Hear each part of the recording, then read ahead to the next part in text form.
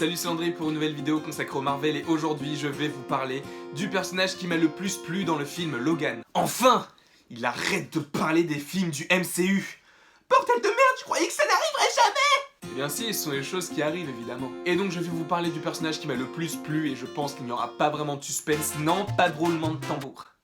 Merci. Et le personnage qui m'a le plus plu dans Logan, c'est Logan. Les deux premiers volets de la trilogie, je les ai trouvés, sans rire, merdique. Mais vraiment merdique. Il n'y avait aucun intérêt à ces deux films. Mais bon, je suis pas là pour faire une critique, peut-être que j'en ferai une de Logan, et de Wolverine et du combat de l'immortel. Mais bon, là, je vais juste me concentrer sur le personnage de Logan dans le film Logan. Oh là là, quel chef-d'œuvre.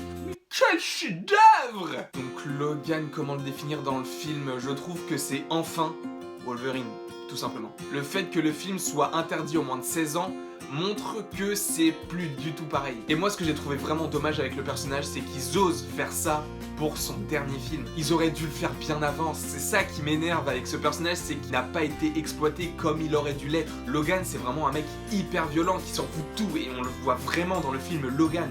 Dans les films avant par rapport aux X-Men et par rapport à ces deux premiers films, Solo, j'entends, je l'ai trouvé violent évidemment, hein, mais il n'y avait pas cette touche, cette touche de fou, cette touche de rage qu'il a en lui, hein. On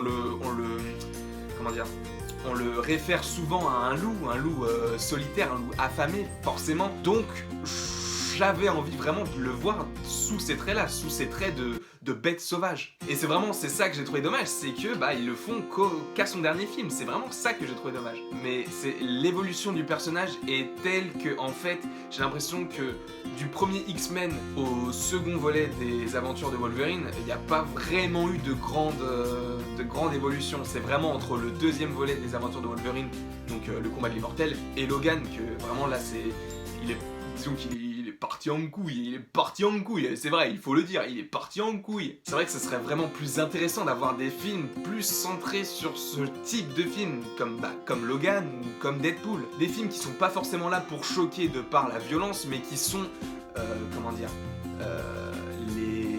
le reflet de ce qu'il se passe dans les comics. Mais c'est vrai que je crache sur les autres films de Wolverine, mais c'est vrai qu'il y avait quelque chose d'assez intéressant dans Wolverine, le combat de l'immortel, qui s'est répercuté dans Logan. Dans Wolverine, le combat de l'immortel, le personnage de Yukio, à ne pas confondre avec,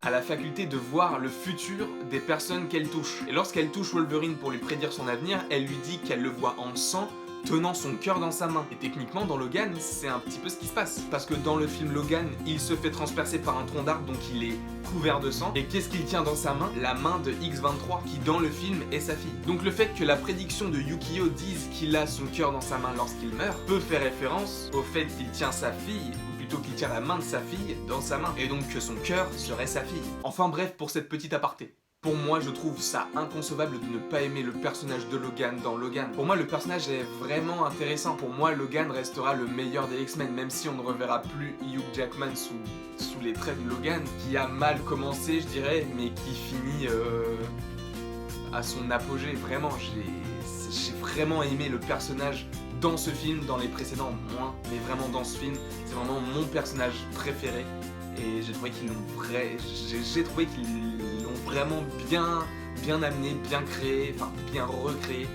Et voilà. Après, c'est vrai que j'aurais pu parler du personnage de Charles Xavier, mais vraiment celui qui m'a le plus plu, c'était Logan, donc je me devais d'en parler dans cette vidéo. Donc n'hésitez pas, vous, à me dire quel personnage vous avez préféré dans le film Logan. Ça serait intéressant de débattre là-dessus, voir si on est d'accord sur les mêmes points, etc. Moi, ça me fait toujours plaisir de parler avec vous dans l'espace commentaire, et j'espère que les vidéos vous plaisent. Et donc n'hésitez pas à aimer, partager et donc commenter. Et je vous dis à la prochaine pour la prochaine.